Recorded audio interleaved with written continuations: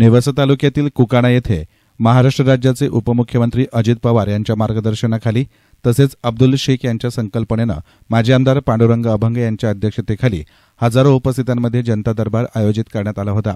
कार्यक्रमाची सुरुवात छत्रपती शिवरायांच्या घोषणेनं झाली। जनता दरबारामध्ये आलेल्या महिला आणि पुरुषांची विविध प्रश्नांची अब्दुल शेख यांनी सोडवणूक केली।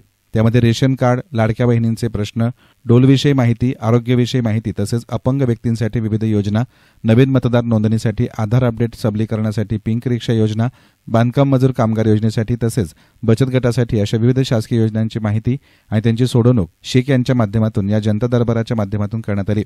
जनता दरबार प्रसंगी मंचावर युवा नेते अब्दुल शेख यांनी बोलताना अनेक प्रश्नांची सोडवणूक करत सर्वांच्या अडीअडचणी जाणून घेतल्या। पुरुषोत्तम चिंदे यांनी प्रास्ताविक केलं तर राष्ट्रवादीचे तालुकाध्यक्ष अशोक मोरे, उत्तर महाराष्ट्र कामगार अध्यक्ष राष्ट्रवादी काँग्रेस मकरंद राजहंस यांनी आपली मनोगत व्यक्त करत जनता दरबारात शुभेच्छा दिल्या। याप्रसंगी अब्दुल शेख, माजी आमदार पांडुरंग अभंग आणि महिलांनी आपली मनोगत व्यक्त केली। हे सगळ्यात प्रथम हे आहे की जनतेच्या सेवेसाठी जनतेच्या मागणीनुसार हा जनता दरबार आपण आयोजित केला होता। अतिशय सुंदर असं या ठिकाणी नियोजन माझ्या सर्व सहकारी आणि पदाधिकाऱ्यांनी राष्ट्रवादी काँग्रेस पार्टीच्या या ठिकाणी केलं होतं। 3000 पेक्षा जास्त रजिस्ट्रेशन आतापर्यंत झालेत। मला विश्वास आहे की संध्याकाळपर्यंत 5000 पर्यंत रजिस्ट्रेशन होतील। गेल्या जनता दरबारपेक्षा असा प्रचंड असा हा प्रतिसाद पाहून खरोखर मला असं वाटतं की जनतेने एक वेगळी जबाबदारी मला या ठिकाणी दिली आहे। कुठल्याही संविधानिक पदावर नसताना जनतेने माझ्या एका हातावर एवढ्या मोठ्या संख्येने उपस्थित राहावं आणि या जनता दरबाराच्या निमित्तानं खऱ्या अर्थानं जर आपण बघितलं तर नागरिकांचे जे प्रश्न आहे एकदम छोटे छोटे प्रश्न आहे। लोकांच्या मागण्या काय फार मोठे नाही। कुणी म्हणत नाही आम्हाला धातूला सोनं करून द्या, 5 एकर जमीन घेऊन द्या। छोटे प्रश्न आहे, डोलचे प्रश्न आहे, विमानी प्रश्न आहे, आधार कार्डाचे अपडेटचे प्रश्न आहे, कुपनाचे प्रश्न आहे। असे छोटे छोटे प्रश्नावरती त्या ठिकाणी जनतेला विटीस धरलं जातं किंवा त्या ठिकाणी त्यांची कामं होत नाही। अब्बळ पैसे घेऊनही पीक विम्याच्या संदर्भात असेल किंवा आता एक मला एका आमच्या मित्रांनी एक चिठ्ठी आणून दिली। चव्हाण प्रभू कुंडीबा नावाचे कृषी परिवक्षक आहे उत्पन्नासाठी पाथर्डीचे का कुठले तरी आहेत ते, तर त्यांच्या अनुदानाचे पैसे घेतात ते शेतकऱ्यांकडून। म्हणजे जर समजा तुम्हाला अनुदान पाहिजे असेल तर त्यांना पैसे द्यायचे असं त्यांच्या बाबतीत तक्रार आली। म्हणजे अशा विविध पदाधिकारी आपल्या नेवासा पोलीस स्टेशनच्या बाबतीत पण तक्रार आली की तिकडे पण थोडंसं गैरप्रकार चालतात असं तसं। म्हणजे मला तुम्हाला सांगायचंय मित्रांनो, कुठल्याही संविधानिक पदावर नसताना त्या ठिकाणी जनतेने जो विश्वास दाखवला की भाई आपण हे करू शकता आणि गेल्या जनता दरबारात मागे आपण बघितलंय आपण जे कामं हाती घेतले होते त्यापैकी 70 ते 80% कामं आपण केलेले आहेत। आणि मला विश्वास आहे यानंतर यापुढेही सन्माननीय अजितदादांच्या नेतृत्वामध्ये त्या ठिकाणी आपण या जनतेचे प्रश्न सोडवण्यासाठी सक्षम प्रकारे त्यांना न्याय मिळवून देण्यासाठी खंबीरपणे त्यांच्याबरोबर उभा राहू, संघर्ष करू, वेळ पडल्यास आंदोलन करू आणि त्यांचा न्याय अधिकार त्यांना मिळवून दिल्याशिवाय राहणार नाही।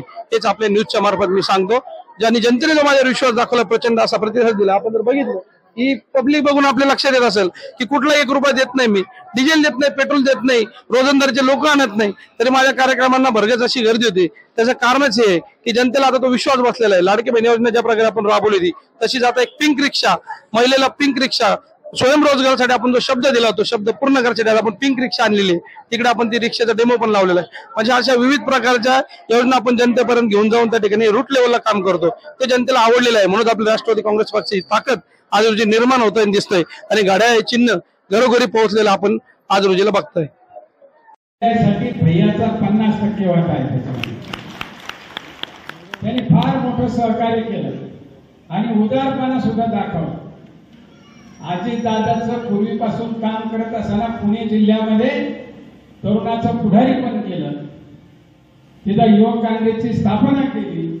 त्या ठिकाणी पुण्यामध्ये मोठं काम केल्यानंतर दादाचे त्यांची अतिशय जवळीक निर्माण झाली आणि म्हणून आम्हाला तर खरं आश्चर्य वाटलं, अरे 50-50 गाड्या घेऊन कार्यकर्ते मोर्चे घेऊन तिकीट मागतात, अब्दुल भाईला घरपोच तिकीट आलं।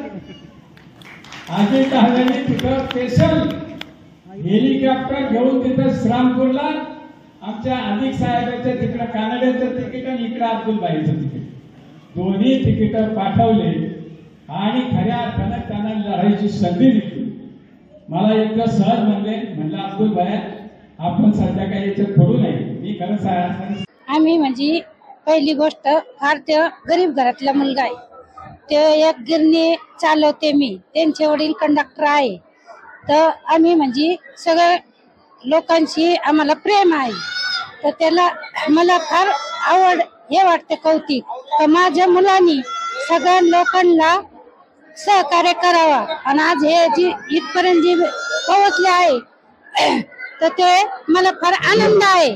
तर जितके बी गरीब परिस्थिती लोक असतील त्यांचे पूर्ण काम व्हावा. लाडक्या बहिणीचं मी एक देवाच्या याला गेले होते हजला, माझे मागे त्यांनी हे उघडले लाडक्या बहिणीचे.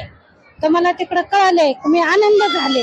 तर माझा मुलगा गरिबासाठी उभे राहिला आहे. ते फार काही चांगलं आहे. तर इथपर्यंत लोकांनी त्याला फार सहकार्य केले. मी पूजा ढेरे, महिला सक्षमीकरण केंद्र अहमदनगर येथून पिंक रिक्षा विषयी माहिती देण्यात आलेली आहे. अब्दुल भैयांनी जो कार्यक्रम आयोजित केला होता जनता दरबार, यात अनेक समस्या आहेत ज्या गोरगरिबांपर्यंत योजना पोहोचत नाहीत. त्याच्यासाठी अब्दुल भैयांनी हा जनता दरबार आयोजित केला होता. त्यातच आम्ही आता शासनाने आपल्या महिलांसाठी, महिलांना सक्षम बनवण्यासाठी पिंक रिक्षा म्हणून एक पिंक रिक्षा महिलांसाठी उपलब्ध केली आहे. आणि त्यात या पिंक रिक्षासाठी ज्या गरजू महिला आहेत, विधवा, घटस्फोटित, जे अनाथ युवती आहेत, जे स्वतःच्या पायावर उभा राहून शिक्षण करण्यासाठी इच्छुक आहेत, त्यांच्यासाठी ही पिंक रिक्षा आहे.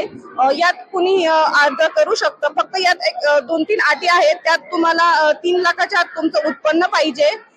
यात तुम्हाला राशन कार्ड मध्ये तुमचं नाव पाहिजे. आणि पिंक रिक्षा संदर्भात जर सांगायचं झालं तर ही रिक्षा 4 लाखाला आहे. यात एक 370 ला ही रिक्षा भरते. तसंच यात 30,000 रुपये टॅक्स, रोड टॅक्स हे इन्क्लूड करून 4 लाखाला ही रिक्षा पडते. यात तुम्हाला 5 वर्षाची परतफेड आहे. 10% हे ज्या महिलेला भरायचे आहेत, 20% हे शासन भरणार आहे आणि 70% लोन हे शासनामार्फत तुम्हाला लोन दिले जाणार आहे. आणि हे 5 वर्षासाठी तुम्हाला या कर्जाची परतफेड आहे आणि बिनव्याजी हे कर्ज तुम्हाला उपलब्ध करून देणार आहे. त्यामुळे ज्या गरजू महिला आहेत त्यांनी जास्तीत जास्त या योजनेचा फायदा घ्यावा अशी मी सर्व महिलांना विनंती करते. तसेच महिला सक्षमीकरण अंतर्गत जे आता सरकारने आपली लाडकी बहीण ही योजना आयोजित राबवली आहे, त्यातही महिलांनी, ज्या महिलांचं आतापर्यंत लाडक्या बहिणीच्या योजनेला जे महिला पात्र नाहीये त्यांनी आपला फॉर्म भरून घ्यावा आणि लाडक्या बहिणीच्या योजनेचा लाभ घ्यावा अशी सर्व महिलांना मी विनंती करण्यात येते. नमस्कार. मला लाडक्या बहिणीचं करायचंय. कुपन भेटत नाही, आम्हाला राशन भेटत नाही आणि दवाखान्यासाठी करायचं. दवाखान्यात अजून सतत आम्ही आजारी असतो, रक्त भरलेलं आहे ना, मग त्याच्यासाठी सतत हे केलेलं आहे. त्याच्यासाठी लागत आम्हाला, या योजना लागत आम्हाला. या कार्यक्रमास माजी सरपंच एकनाथ कावरे, विद्यमान उपसरपंच सोमनाथ कचरे, सतीश गोडसे, अभिराज आरगडे, हरिभक्तपरायण कैलास महाराज रिंदे, सद्दाम पटेल आदी मान्यवर आणि मोठ्या संख्येनं महिला भगिनी उपस्थित होत्या. जमाल शेख आणि इम्तियाज शेख यांनी कार्यक्रम यशस्वीतेसाठी परिश्रम घेतले.